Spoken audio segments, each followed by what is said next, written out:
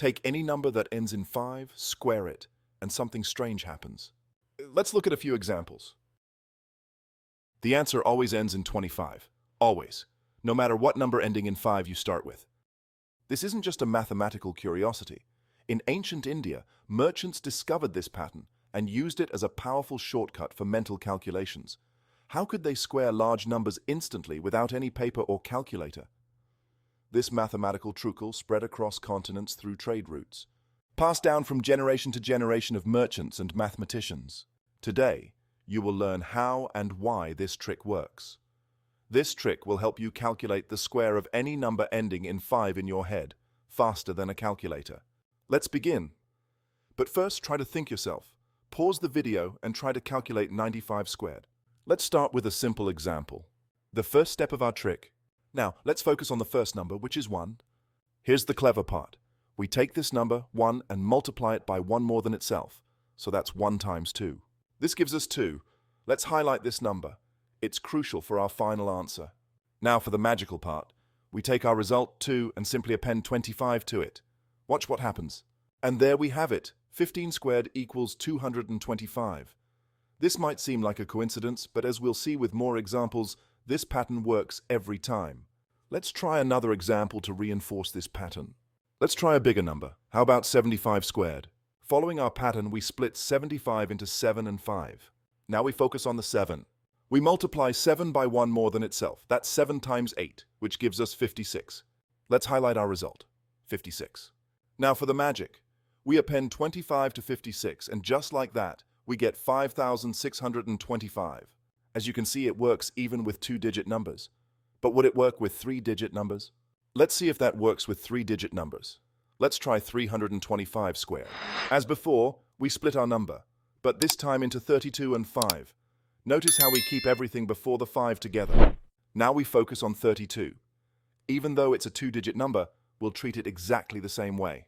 We multiply 32 by 1 more than itself. That's 32 times 33, which equals 1,056. Now for the final step, we append 25 to 1,056, and there we have it, 105,625.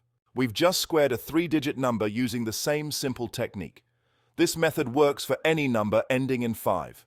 Now that we've seen how this method works, let's understand why it works. The mathematical proof is quite elegant. Let's look at our examples again.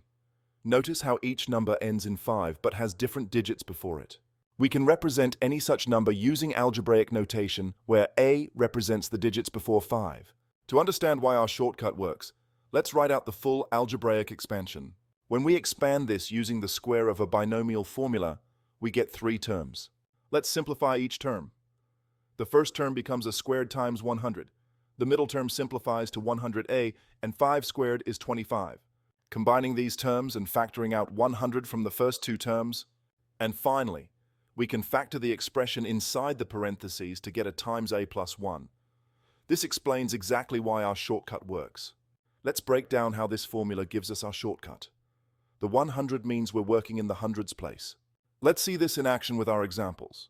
When we multiply a by a plus 1, we get our first digits, and then we simply append 25.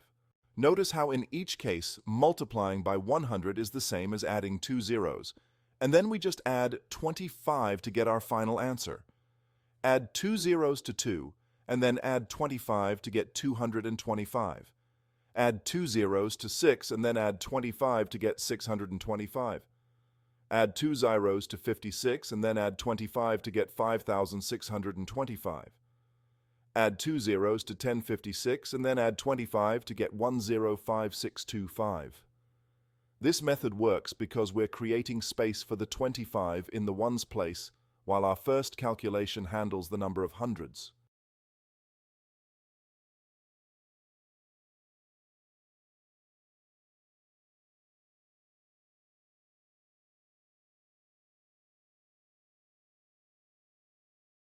Let's see one final time how this trick works. Remember our formula?